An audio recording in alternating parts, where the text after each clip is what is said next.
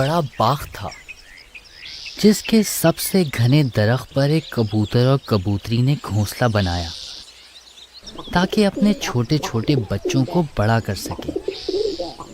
कबूतर कबूतरी दोनों जाते और दाना दुनकर लाते और बच्चों को खिलाते। एक दिन जब कबूतर कबूतरी गए हुए थे तो बाघ का मालिक अपने बेटे के साथ बाग में आया। उसके एक हाथ में चोट लगी हुई थी और उसने गले में बड़ा सा रुमाल बांधकर अपना हाथ उसमें लटकाया हुआ था। घोंसले वाले दरख्त के नीचे दोनों अब्बा बेटे आकर बैठ गए। सेब तैयार हो गए हैं बेटा, अब इन्हें तोड़ लेना चाहिए हमें। जी अब्बा। हाथ में चोट लगी हुई है मुझे, इसीलिए मुझे इन सेबों को तोड़ने के लिए अपने दोस्तों की जरूरत पड़ेगी। इस काम के लिए कल उन्हें अपने साथ लेकर आऊंगा। ऊपर घोंसले में बैठे बच्चे ये सुनकर परेशान हो गए और चुपचाप एक दूसरे को देखने लगे। शाम को जब कबूतर और कबूतरी वापस आए तो बच्चों ने सारी बात बताई। कबूतरी ने इत्मीनान से बच्चों को खाना खिलाया और कहा, फिक्र नहीं करो, कल कोई नहीं आएगा। सुबह का सूरज निकला तो कबूतर और कबूतरी मजे से बच्चों को छोड़कर खाना लेने चले गए। बच्चे सारा दिन इंतजार करते रहे मगर कोई सेब तोड़ने नहीं आया। कई दिन गुजर गए और बच्चे भी जरा बड़े हो गए। बाघ का मालिक अपने बेटे के साथ फिर आया। इस बार उसका हाथ कपड़े के झोले में नहीं था मगर पट्टी अभी भी बंधी हुई थी।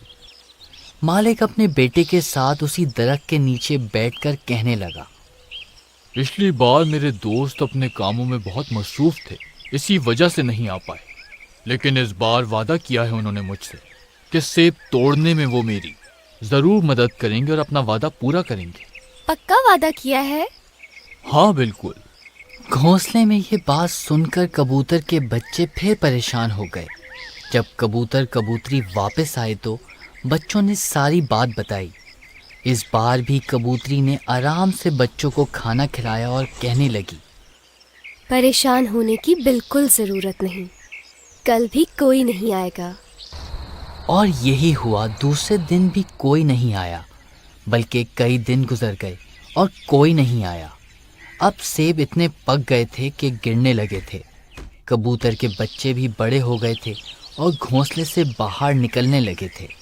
कबूतर के बच्चे घोंसले से निकलकर शाख पर बैठे थे और उन्होंने देखा कि बाघ का मालिक और उसका बेटा बातें करते हुए आ रहे हैं। मैं जिनको दोस्त समझता था वो वक्त पर बिल्कुल भी मेरे काम नहीं आए और अपने वादे की पासदारी भी नहीं की। अब्बा फिर अब हमें क्या करना चाहिए?